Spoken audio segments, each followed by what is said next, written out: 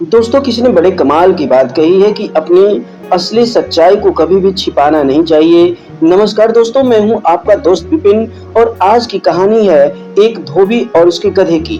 दोस्तों, एक बार की बात है, एक धोबी के पास एक गधा था। वह गधा बहुत कमजोर था क्योंकि उसे खाने पीने के लिए पर्याप्त भोजन नहीं मिल पाता था।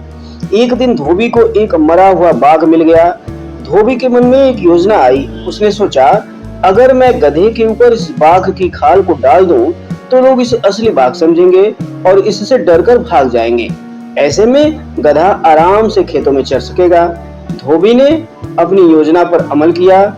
उसने गधे के ऊपर बाघ की खाल डाल दी और उसे पड़ोसियों के खेतों में चरने के लिए छोड़ दिया। किसानों को जब यह दिखा कि बाघ खेत में घूम रहा है, तो वे घबराकर भाग गए और गधा आसानी से खेतों में घास खाने लगा। धोबी की यह योजना काम कर गई और कुछ दिनों तक गधा बिना किसी रुकावट के खेतों में घूमता रहा और भरपेट घास खाता रहा। लेकिन एक रात जब गधा खेत में घास खा रहा था, उसने गधी की आवाज सुनी। गधे को उस आवाज को सुनकर अपनी असली पहचान का ध्यान नहीं रहा और वह जोर जोर से रेंकने लगा।